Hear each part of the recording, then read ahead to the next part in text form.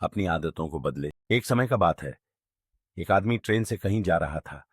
उसके पास कीमती हीरो की पोटली थी। उस आदमी को 2 दिन और 2 रात ट्रेन में गुजारने थे, क्योंकि उतना उसको सफर करना था और उसे कहीं पहुंचना था। सफर के पहले ही दिन एक चोर की नजर उस आदमी के हीरो की पोटली पर पड़ गई। अब चोर ने दिमाग लगाया और एक बड़ा सा बैग लेकर उसे आदमी के पास जाकर बैठ गया और उस आदमी से मीठी मीठी बातें करने लगा। चोर ने सोचा कि रात में जब सब सो जाएंगे तो मैं चुपके से उठकर उन हीरे को चुरा लूंगा।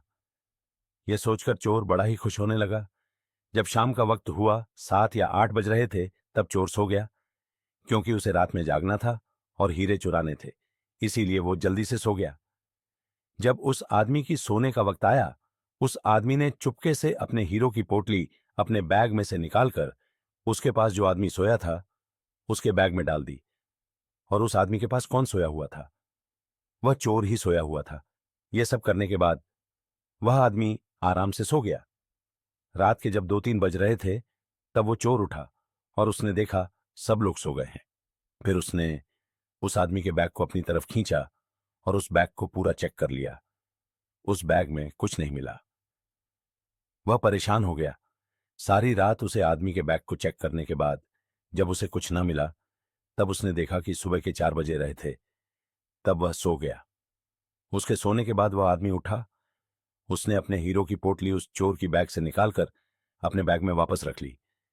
जब सुबह हुई और वो चोर सोकर उठा, उसने देखा कि हीरो की पोटली तो उस आदमी के पास ही है। उसे लगा कि मैं रात मैंने कुछ गड़बड़ की है।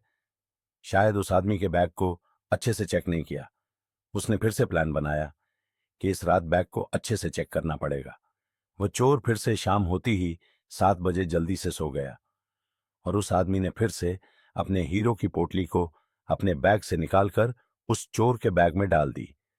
चोर रात में फिर से उठा, उस आदमी के बैग को खींचा, फिर से ढूंढने लगा, लेकिन हीरे नहीं मिले। वह परेशान होकर फिर से सो गया। वह आदमी सुबह के 5 बजे उठा, अपनी हीरो की पोटली चोर की बैग से निकलकर अपने बैग में वापस डाल दिया। जब सुबह हुई, स्टेशन आया।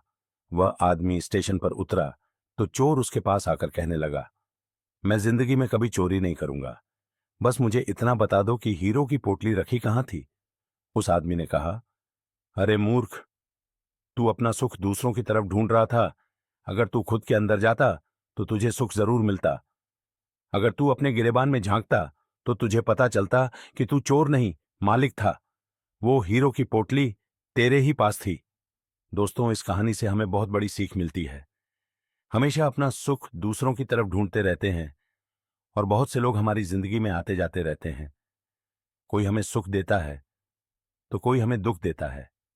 बहुत से लोग ऐसे होते हैं जो अपनी खुशी दूसरों पर निर्भर कर देते हैं, जबकि अगर आप खुद के अंदर झांकोगे, अपने खुद के गिरेबान में झांकोगे, तो आपको किसी चीज की कमी महसूस नहीं होगी।